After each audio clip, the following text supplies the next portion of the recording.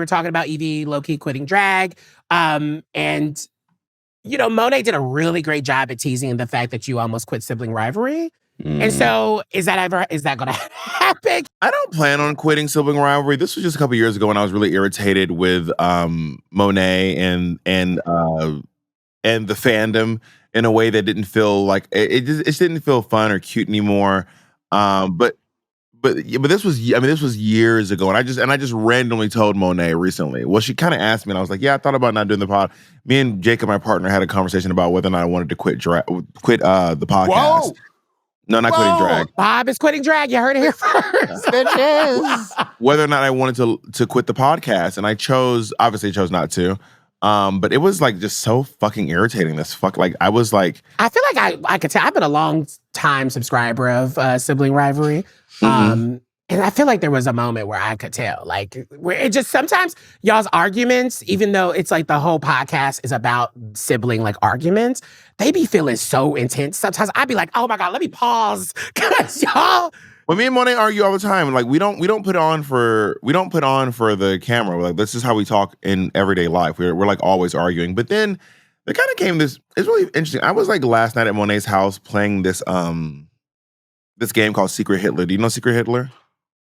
Kinda, not really. It's kind of like Traitors. Kind of. Everyone gets a card. You're either a fascist or you're a liberal. So I was playing with it was me, Jacob, my partner's partner, Mikey, and then Monét and her partner, and then Raven-Symoné and her wife.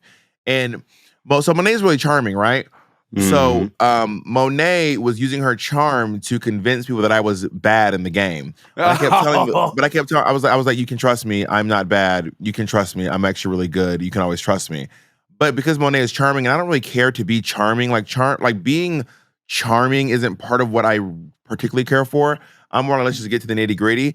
But anyway, long story short, every single time Monét was a fascist and she was lying. And I kept telling the ladies, no, you can trust me. I'm not lying to you. You can trust me. But she was like, no, but Monét's saying you're bad. And then the game ended, and then it was true that Monét was bad and Monét was lying to them. And then she was like, oh God, I don't know why I trusted Monét. And then I was like, next round, just know you can trust me. And then the same thing again. It happened 3 times in a row. And she kept being like, I don't know why I keep trusting Monét, but Monét's like playing to the niceness. But I never play to niceness, because like if people don't think I'm nice, I don't really care that much. It doesn't really bother me if you don't think I'm nice. Until it gets to the point where Monét was weaponizing her charm in this game. Obviously, which feels like that's a great strategy if you really think about it. It really is. Monét was weaponizing her charm and being like, see, Bob's bad. But then at the end, she was like, wow, I should have not trusted Monét. And I was like, I told you not to. I told you not to trust Monét. I told you never to trust her in this game. That's insane. Why would you trust her?